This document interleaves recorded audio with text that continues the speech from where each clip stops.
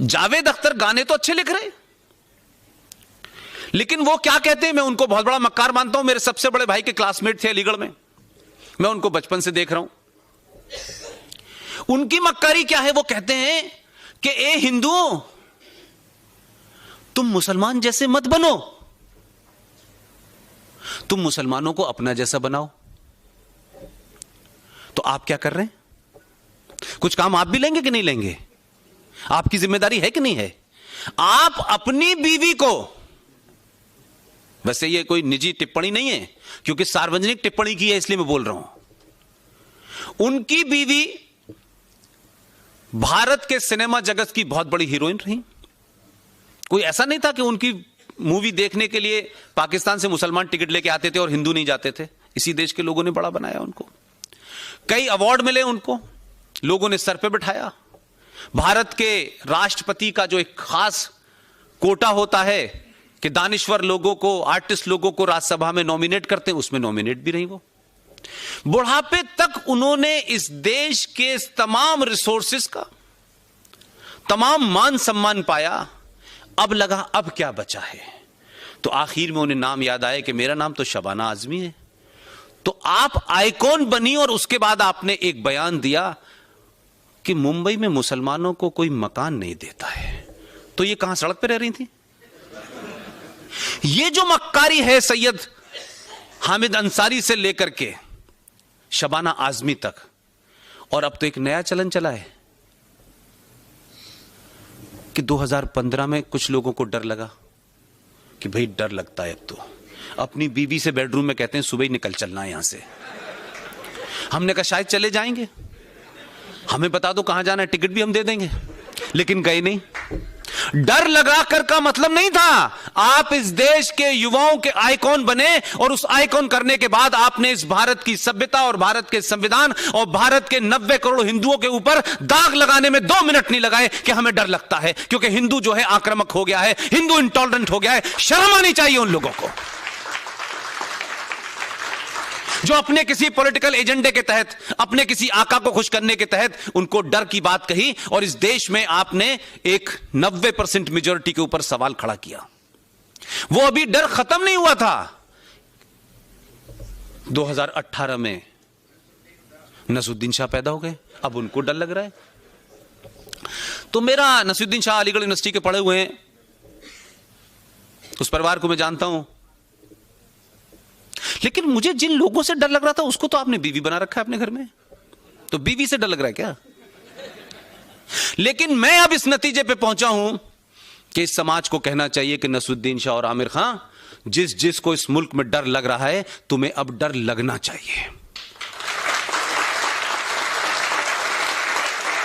हम 700 साल और 800 साल जिसका जिक्र किया जा रहा है, हम उस सब के बावजूद भी कैसे कैसे हालात में रहे। हमारे दादा परदादा, उनके दादा परदादा कई सालों, 5000 साल की सभ्यता को अगर आप देखें, हमने कभी ये नहीं कहा कि हमें डर लग रहा है। हम रहे, क्या क्या हुआ हमारे साथ, क्या क्या हुआ हमारी सभ्यता के साथ, हमें डर नहीं लगा।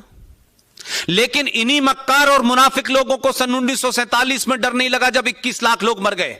इसी नसरुद्दीन शाह और आमिर खान को जब डर नहीं लगा जब मुंबई के अंदर 3,500 हिंदुओं को बम धमाकों में मार दिया गया, डर नहीं लगा। 3,500 सिखों को दिल्ली में मार दिया गया, डर नहीं लगा। 3.5 लाख कश्मीरी हिंदू पंडितों को मार के एक मुसलमान सरकार ने निकाल दिया, दंगाइयों ने मारा, डर नहीं लगा। यह मक्कारी है।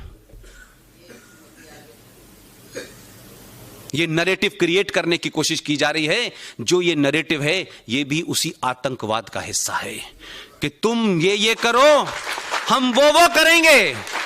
जो हथियार चला सकते हैं वो हथियार चलाएंगे। जो समाज में आइकॉन हैं वो डर पैदा करके उस पंचर जोड़ने वाले मुसलमान को डराएंगे कि तुम कल से पंचर मत जोड़ना, और हाथ में जो रिंच और पाना है उससे 2 लोगों को मार दोगे तभी तुम जीवित रह पाओगे। ये इस देश में एक कैलिब्रेटेड अटेम्प्ट है कि जो बात सोफिस्टिकेटेड अंदाज में नसरुद्दीन शाह और आमिर खान जैसे लोग कह रहे हैं, वही मक्कारी भरे अंदाज में हामिद अंसारी कह रहा है। वही इस देश में 3 जज निकल गए उनके रिटायर होने के बाद के। आप भाषण पढ़ेंगे, आपको लगेगा इनको चीफ जस्टिस बना के इस देश ने एहसान नहीं किया, ये एहसान फरामोश निकले। इसलिए जिस जिस मानसिकता से आप लड़ रहे हैं उसको समझने की जरूरत है। और अपने अंदर जो आपके लोगों ने इंजेक्शन लगा लगा के, भाईचारा, भाई वो हैं, चारा आप हैं, बने रहिए। ये जो स्लोगन है इसको नजरअंदाज करने की वजह से हमारे बुजुर्गों में अगर उन्होंने कुछ गलतियां न की होती तो आज हम इस समस्या पे बात नहीं कर रहे होते, हम इस देश को कहां ले जाना इस पे बात कर रहे होते। हमारी समस्या यह है, इस जनरेशन की समस्या यह है कि हम इतिहास में इतना सब कुछ गलत करा हुआ है, इतनी चीजों को आपने दफन कर दिया है, हीरो को आपने विलेन बनाया है और विलेन इस देश के प्रधानमंत्री बने घूम रहे हैं।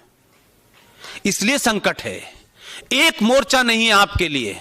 आपके टीचरों ने, आपके उस्तादों ने आपको सही हिस्ट्री नहीं पढ़ाई, आपके राइटर्स ने सही हिस्ट्री नहीं लिखी, लिहाजा आपकी जो नस्लें मौजूद हैं आज, उनको यह समझ ही नहीं आ रहा कि यह देश 1947 में था या 5000 साल पहले से था। यह देश भारत है, इंडिया है, हिंदुस्तान है क्या? तीन तीन नाम है इसके। हम किसी एक नाम का नाम लेते हैं तो कुछ लोगों को लगता है यह कम्युनलिज्म है, उनको लगता है हिंदुस्तान कहने में ही सेकुलरिज्म है। तो एक नई ब्रांड आई, उन्होंने कहा इंडिया कहने में दोनों को करने लगेगा, हम इंडिया कहना शुरू कर देते हैं। तो हम किसी कंफ्यूजन का शिकार नहीं है, बल्कि हम डेलिबरेटली सच को सच कहने से डरते हैं।